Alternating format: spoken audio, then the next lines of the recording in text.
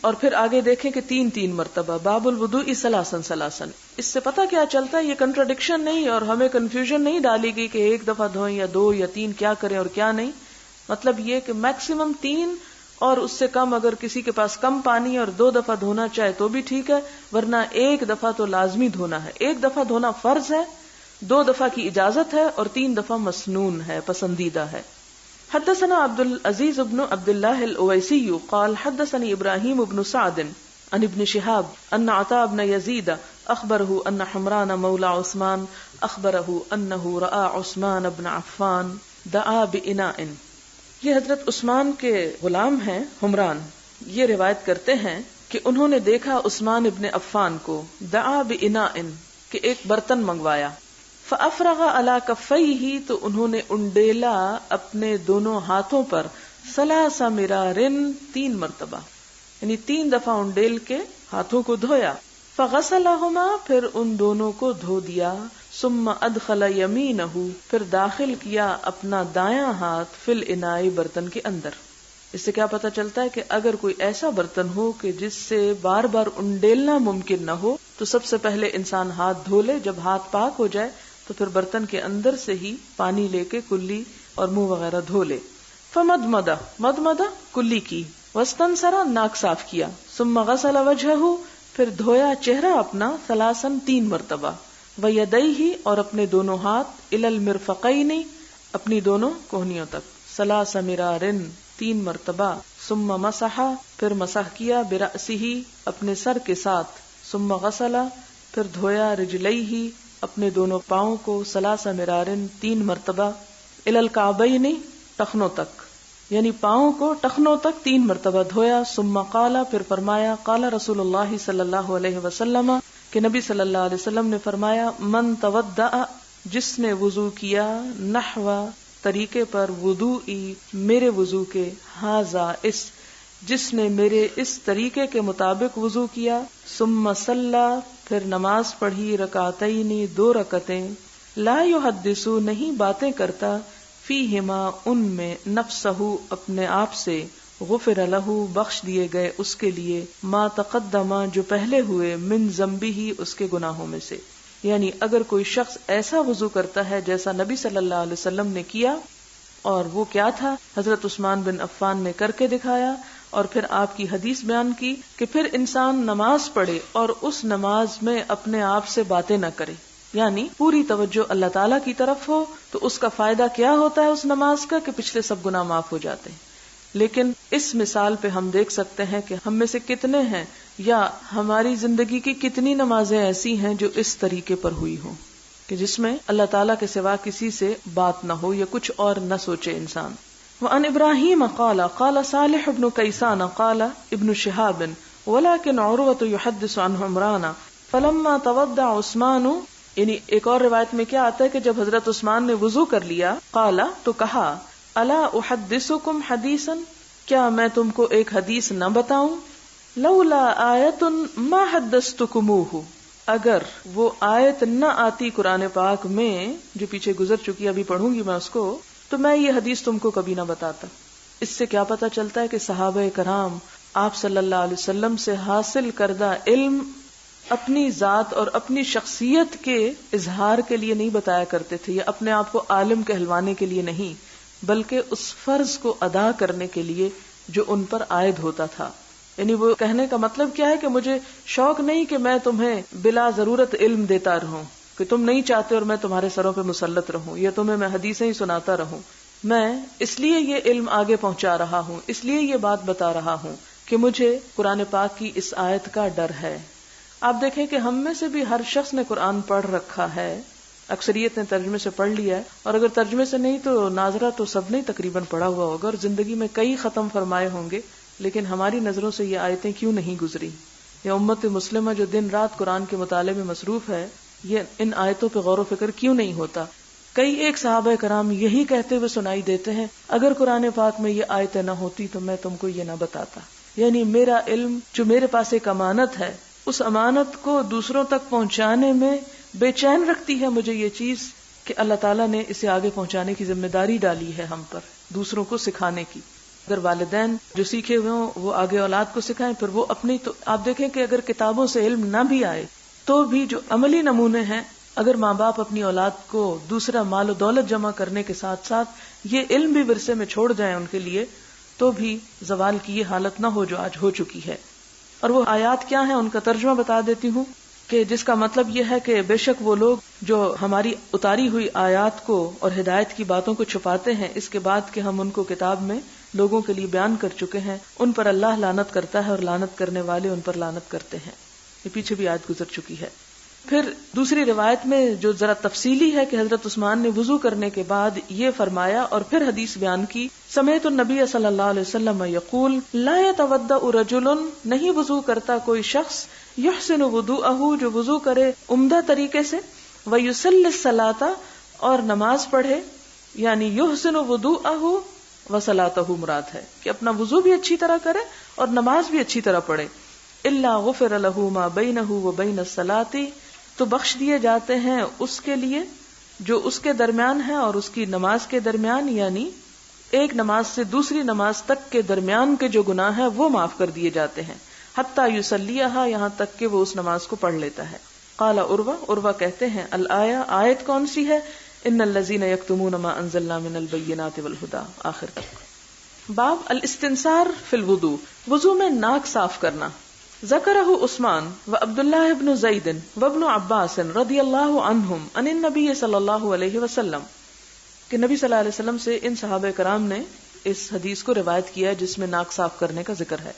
حدثنا ابدان قال اخبرنا عبداللہ قال اخبرنا یونس عن الزہری قال اخبرنی ابو ادریس انہ سمع ابا ہریرہ عن النبی صلی اللہ علیہ وسلم انہ قال، کہ آپ صلی اللہ علیہ وسلم نے فرمایا من توضأ، جس نے وضو کیا، فلیستنثر، پس چاہیے کہ ناک صاف کرے، ومن استجمر، اور جو کوئی ڈھیلے لے یعنی مٹی سے اپنا بدن صاف کرنا چاہے، نجاست صاف کرنا چاہے، فلیوتر، پس چاہیے کہ طاق تعداد میں لے، وطر لے، یعنی 1 یا 3 یا 5، یعنی طاق عدد استعمال کرے۔ باب الاستجمار وطرن، طاق تعداد میں ڈھیلے لینا، استجمار۔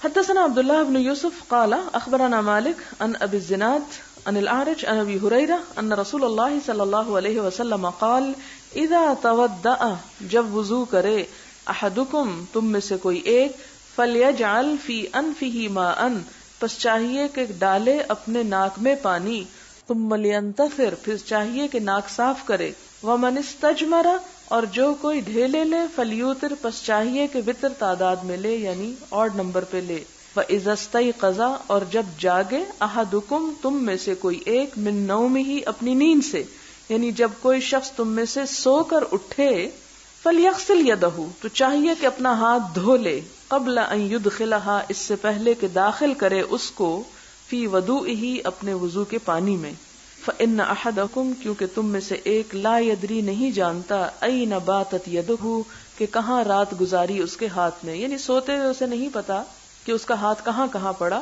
ہاتھ سو کر اٹھنے کے بعد سب سے پہلے دھونا لازم ہے، یعنی کسی بالٹی یا بکٹ، مگ وغیرہ میں ہاتھ نہیں ڈالنا چاہیے جب تک کہ سب سے پہلے ہاتھوں کو صاف نہ کر لیا جائے۔ اینا سے مراد یہ کہ پاک جگہ یا ناپاک جگہ، ضروری نہیں کہ ناپاک جگہ پر ہی ہاتھ پڑا ہوگا، لیکن یہ بھی ہو سکتا ہے، اس لیے احتیاط ضروری ہے، کیونکہ گندا ہاتھ اگر پانی کی بالٹی میں پڑ جائے گا تو ساری بالٹی گندی ہو جائے گی۔ باب غسل الرجلین، باب دونوں پاؤں کا دھونا، ولا یمسح علی القدمین، اور نہ مسح کرے قدموں پر، جرابوں پر تو اجازت ہے لیکن خالی پاؤں پر مسح کی اجازت نہیں۔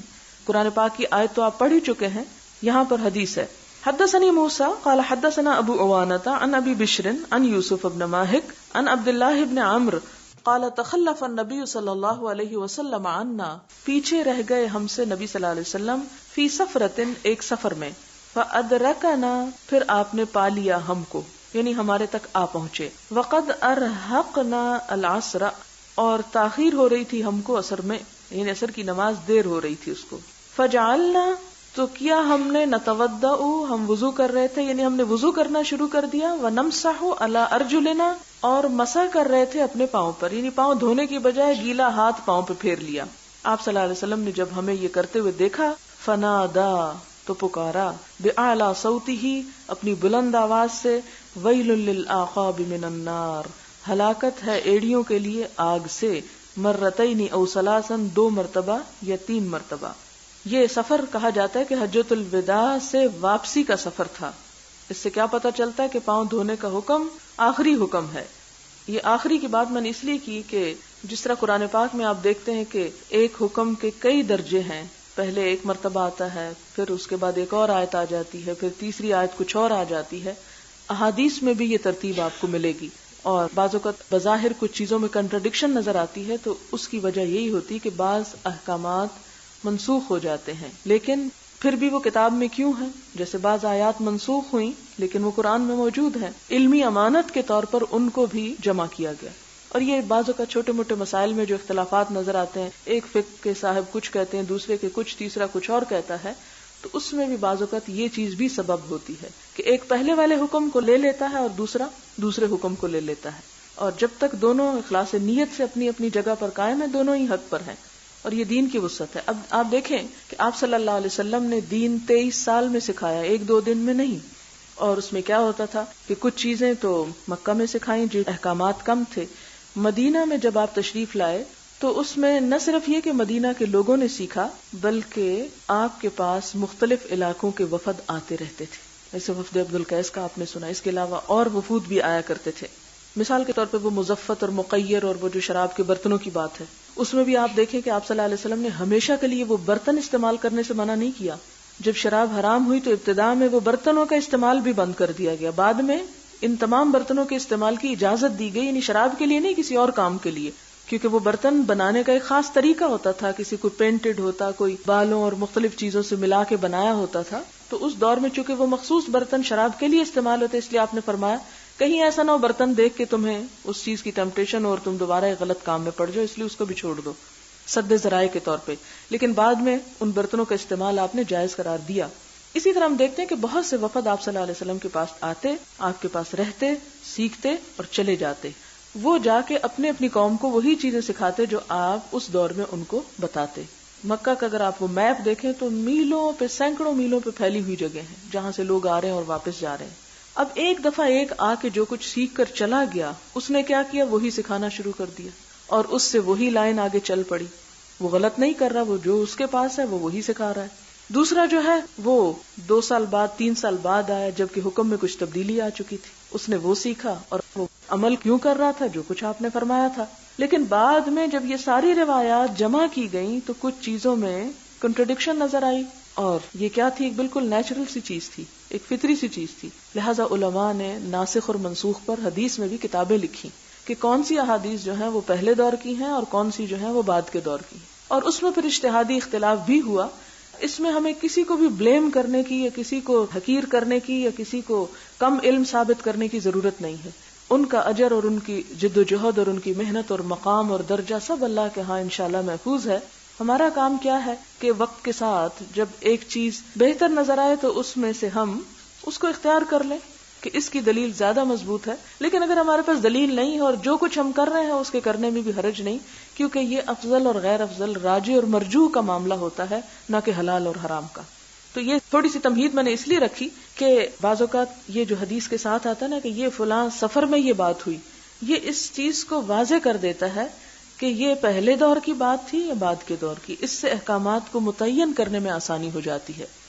باب المزمزۃ فی الوضوء، وضو میں کلی کرنا، قالہ ابن عباس و عبداللہ ابن زید رضی اللہ عنہم عن النبی صلی اللہ علیہ وسلم۔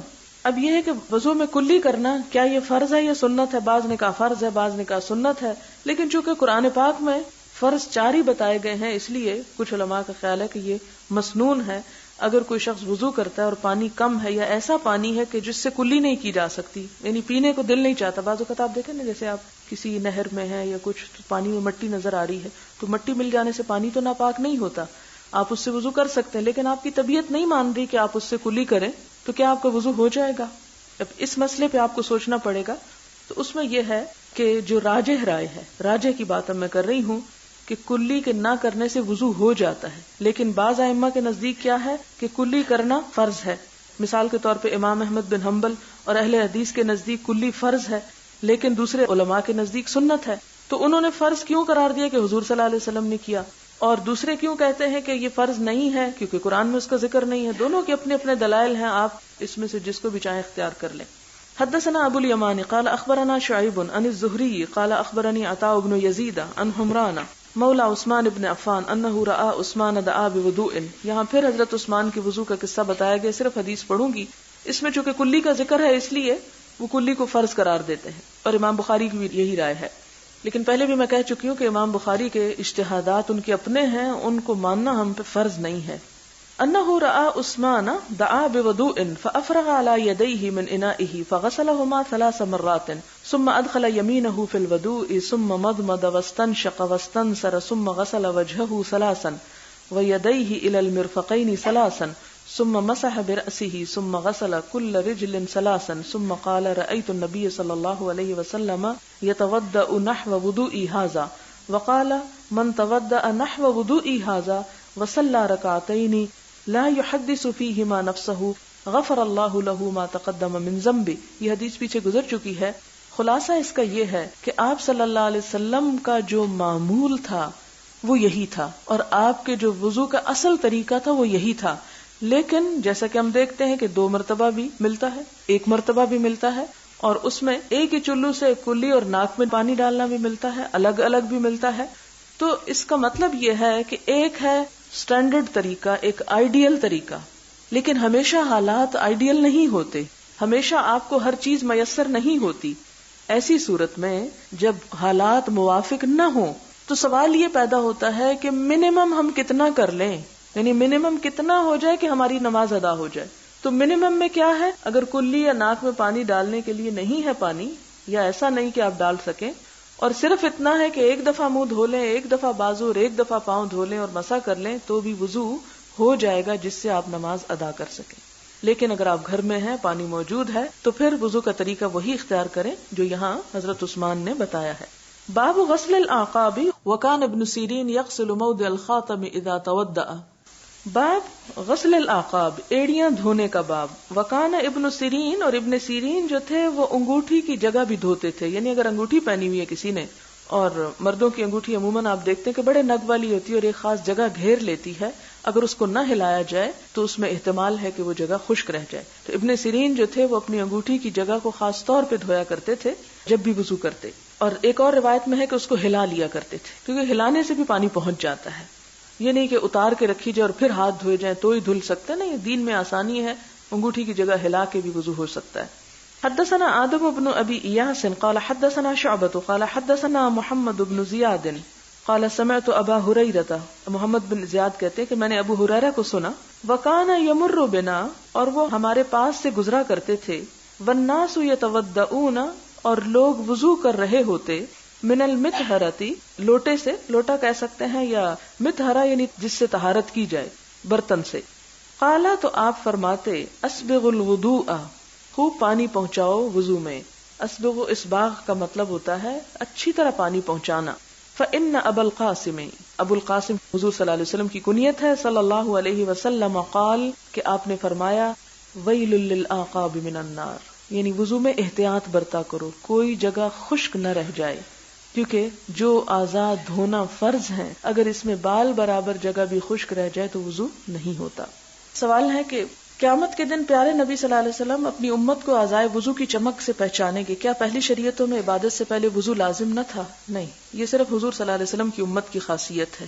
پانی کے ضائع ہونے کے بارے میں سوال ہے کہ جب وضو وغیرہ کے لیے نلکا کھولتے ہیں تو گرم پانی دیر میں آتا ہے اور تقریباً 1/4 بالٹی پانی ضائع ہوتا ہے. اگر اس پانی کو جمع کر کے رکھیں تو کیسے استعمال کریں؟ کیونکہ سردیوں میں تو گرم پانی ہی استعمال ہوتا ہے. اگر یہ پانی پودوں کو دیں تو دن میں 1 بار یا 2 بار دے سکتے ہیں، باقی پانی تو ضائع ہوگا. اگر ہو سکے تو اس کا حل بتائیں. حل یہ ہے کہ آپ اس میں سے پانی لینے کی بجائے ایک کیٹل لے لیں اور اسے گرم کر کے استعمال کر لیا کریں. سوائے اس کے کہ جب بہت مقدار میں آپ کو پانی چاہیے کپڑے دھونے کے لیے، نہانے کے لیے، پھر آپ وہ گیزر استعمال کریں. ہم نے اپنی سہولت کے لیے بہت سی چیزوں میں اسراف شروع کر دیا ہے. پھر ہم میں سے اکثر لوگ شکایت کرتے ہیں کہ تنخواہ میں برکت نہیں ہے، پیسے پورے نہیں ہوتے. تو یہ انہی باتوں کی وجہ سے ہے. جمعہ کے وقت جو دعا بتائے گی کیا وہ صرف مرد پڑھے گا یا عورت بھی؟ اس میں آتے الفاظ اللہم جنبنا، تو نا کا صیغہ ہم کے لیے ہے، دونوں ہی پڑھیں گے.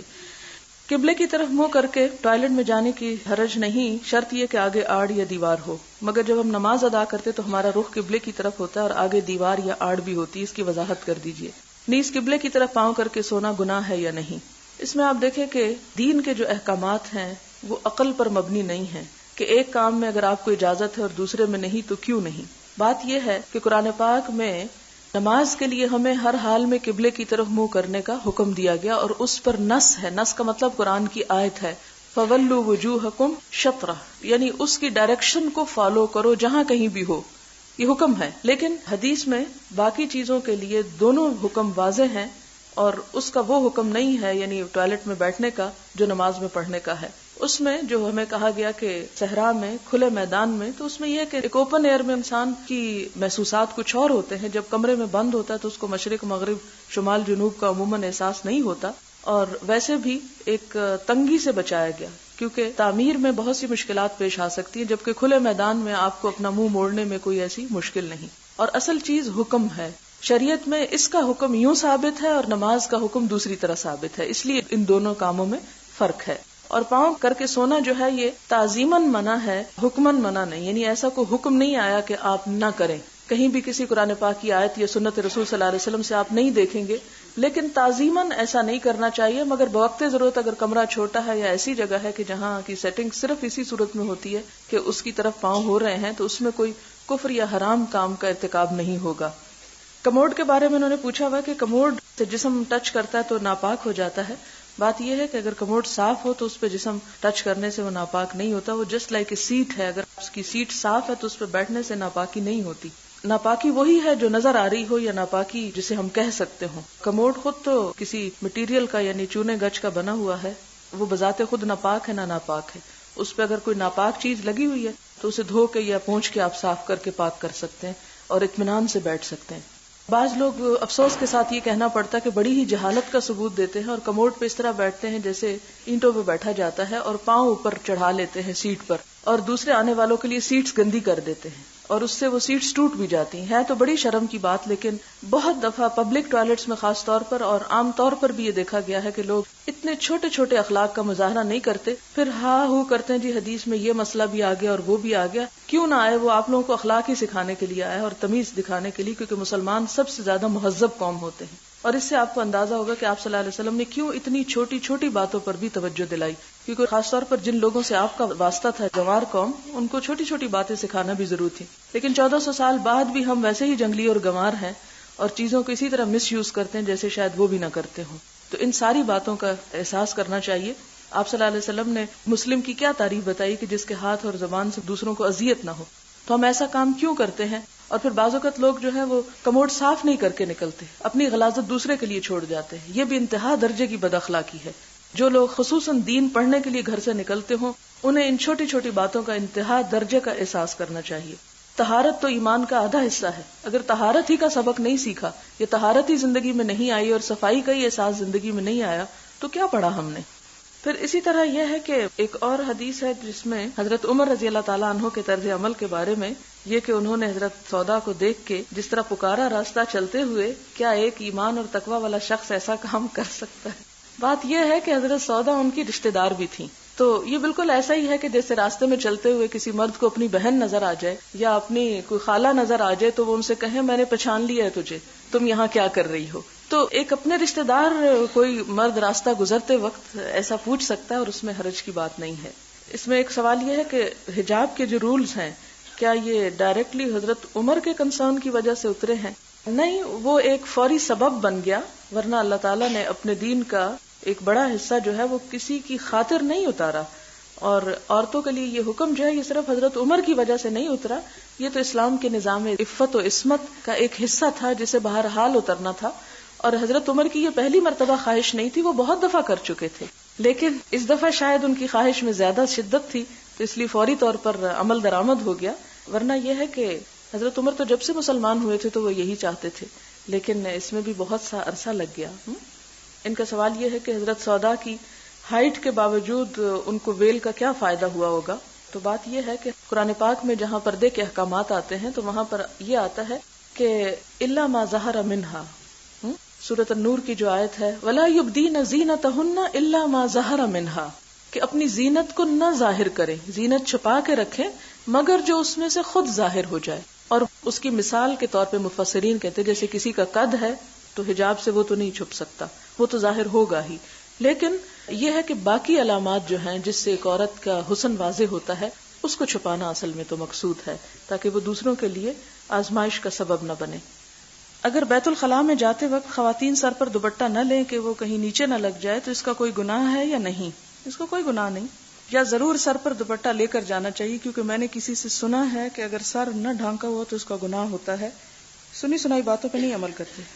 اسی طرح حدیث 145 میں آتا ہے کہ آپ صلی اللہ علیہ وسلم کے جیسے وہ طریقہ تھا کہ آپ مٹی کے ڈھیلوں سے بھی طہارت کر لیا کرتے تھے. اگر کوئی شخص مٹی کے ڈھیلے استعمال نہیں کرتا اور آج کے دور میں صرف ٹیشو پیپر استعمال کرتا ہے تو کیا وہ پاک نہیں ہوتا؟ اس میں فرق یہ ہے کہ ایک کاغذ ہے اور دوسرا مٹی، اور دونوں کی تاثیر میں فرق ہے. آپ دیکھیں کہ جیسے پانی پاک کرنے والا ہے، لیکن کتے کے جوٹے کو آپ نے کیا فرمایا کہ پانی کے ساتھ ساتھ کس سے پاک کرو؟ مٹی سے.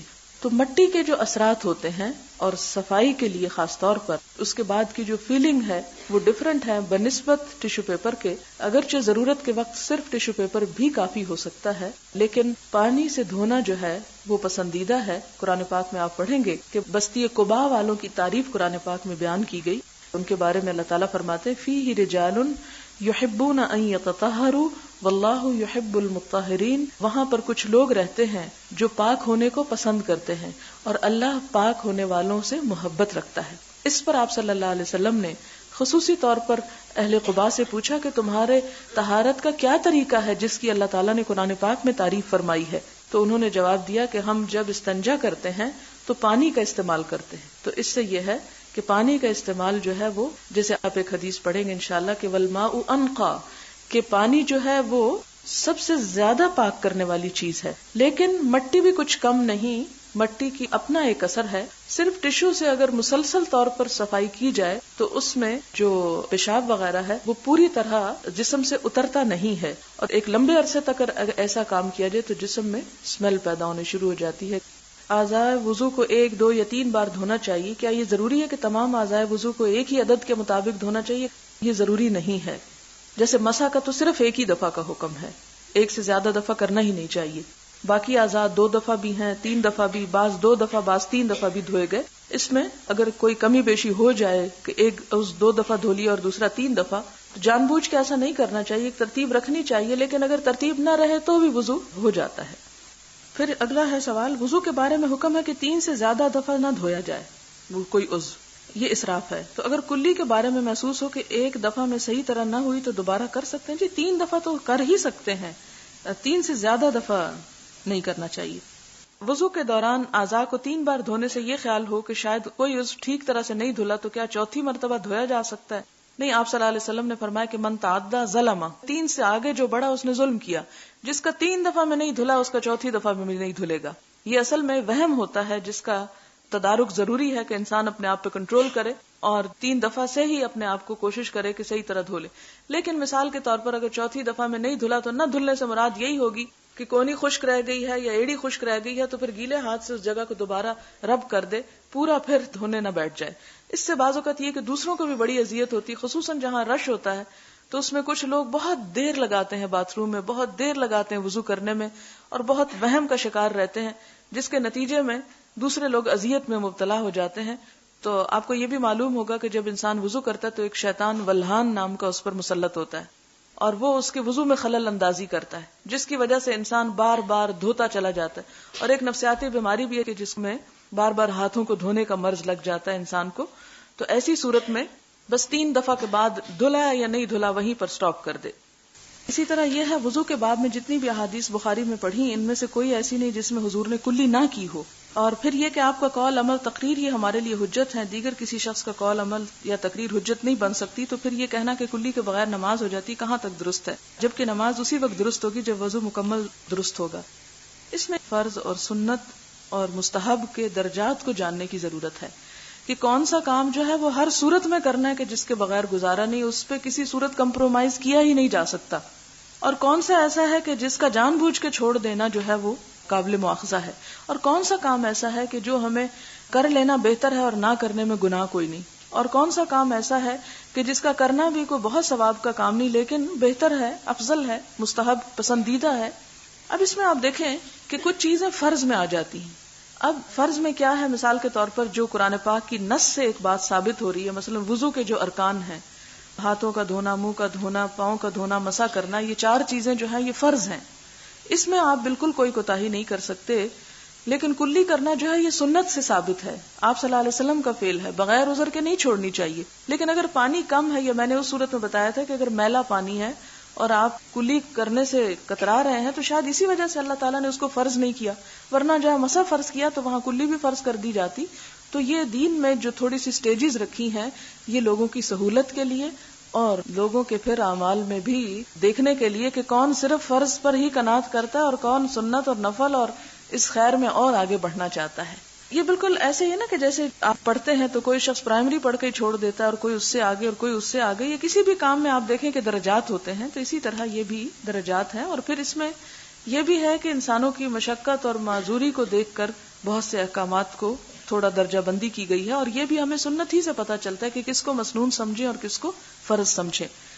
وضو کے بعد میں آپ نے بتایا کہ راجح رائے یہ ہے کہ اگر پانی مٹی ملا ہو تو وضو کرتے ہوئے کلی نہ بھی کی جائے تو وضو ہو جائے گا. سوال یہ ہے کہ راجح رائے سے کیا مراد ہے؟ وہ رائے جس کے پیچھے زیادہ سالڈ دلیل ہو یا جسے زیادہ تر علماء درست مانتے ہیں؟ راجح، پریفرڈ، افضل رائے سے مراد یہ ہوتا ہے کہ وہ جس کے پیچھے دلیل سالڈ ہو. اسلام ہجوم کو نہیں دیکھتا، وہ دیکھتا ہے کہ دلیل کس کی سالڈ ہے. اگر وہ ایک شخص کی ہے تو اس کی مان لی جاتی ہے اور باقی کی چھوڑ دی جاتی ہے. وہاں سر تولے جاتے ہیں، گنے نہیں جاتے. سبحانک اللہم وبحمدک، نشہد ان لا الہ الا انت، نستغفرک ونتوب الیک. والسلام علیکم ورحمۃ اللہ وبرکاتہ.